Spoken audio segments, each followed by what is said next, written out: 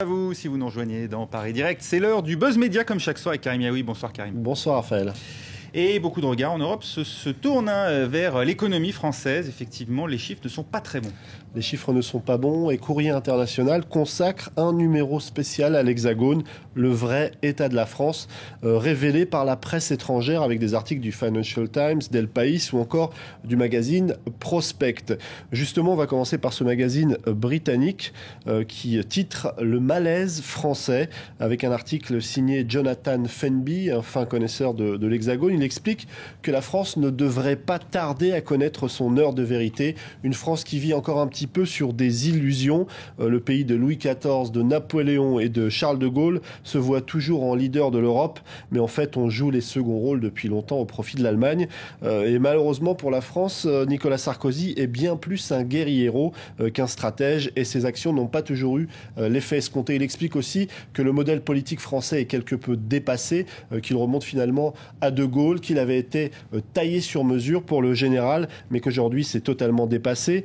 Du côté d'El País, on fait un petit peu la même analyse. On décrit le système politique français comme une antiquité poussiéreuse. Et en particulier comparé à l'excellence du système allemand qu'on nous vante évidemment partout. Alors c'est un journal autrichien qui en parle du côté de Courrier International, le journal Courir qui s'arrête sur l'Allemagne, ce modèle qui obsède les Français. Le journal note notamment que Nicolas Sarkozy, lors d'une allocution télévisée, avait expliqué que tout son travail était de rapprocher la France d'un système qui marche, celui de l'Allemagne. La France détient le record de l'endettement parmi les pays qui jouissent encore d'un triple A, alors que l'Allemagne affiche plus de 150 milliards d'excédents grâce à ses exportations.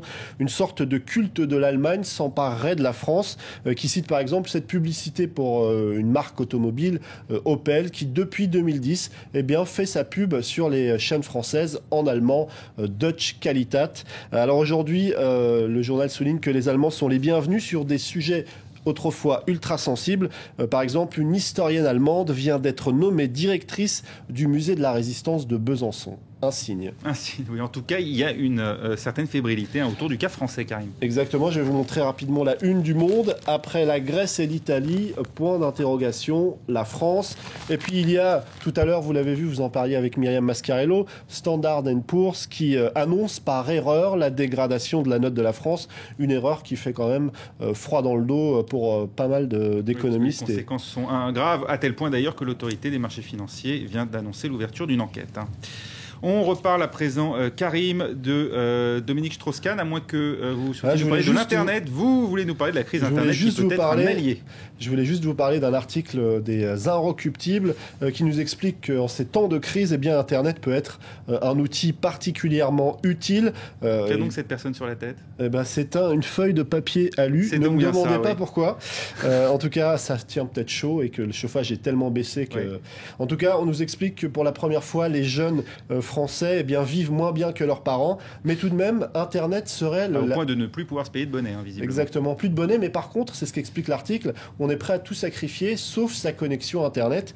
Et du côté des Inrecuptibles, on nous explique que ça peut être fort utile pour dépenser intelligemment parce que les sites Internet de troc ou de dons foisonnent sur Internet, ils sont de plus en plus utilisés. En fait, Internet fonctionne comme une espèce de supermarché où il y aurait tout le temps des soldes, il faut être à l'affût des bonnes affaires et des bons plans pour faire des économies, mais en même temps, le revers de la médaille, qui n'explique pas forcément cet article, que c'est aussi le lieu de toutes les tentations et que ce n'est pas toujours facile de se réfréner, même quand on n'a pas beaucoup d'argent. En tout cas, on a trouvé la première antenne humaine. On ne sait pas où il habite, mais il est branché. Il est branché, il est câblé, comme on dit. On parle à présent de Dominique Strauss-Kahn, DSK, dans l'affaire du Carlton, Karim. Alors, les enquêteurs s'intéressent tout particulièrement à des SMS retrouvés dans le téléphone portable de Fabrice Pazowski, c'est-à-dire du côté de Libération, un chef d'entreprise du Pas-de-Calais proche de Dominique Strauss-Kahn qui est écroué depuis le 21 octobre dernier, entre autres pour proxénétisme aggravé. Alors le téléphone de ce Fabrice Pazowski contenait quelques messages que Libération révèle cet après-midi. Par exemple, en juin 2009, j'emmène une petite faire les boîtes de Vienne en Autriche le jeudi 14 mai. Ça dit de venir avec une demoiselle. C'est Dominique Strauss-Kahn qui envoie ce texto. Ou encore celui-ci qui a retenu particulièrement l'attention l'attention aujourd'hui. Ça se passe du côté de l'Espagne apparemment. Veux-tu venir découvrir une magnifique boîte coquine à Madrid avec moi et du matériel? On comprend que le matériel, c'est très probablement une ou des jeunes femmes. Et Dominique Strauss-Kahn, visiblement fin connaisseur de la géographie européenne.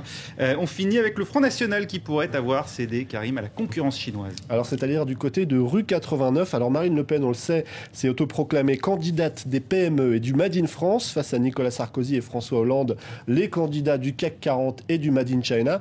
Mais d'après un lecteur de rue 89 qui se baladait du côté de Nankin au Japon, eh bien, les fameuses banderoles des prochains meetings de la leader du Front National sont fabriquées en Chine.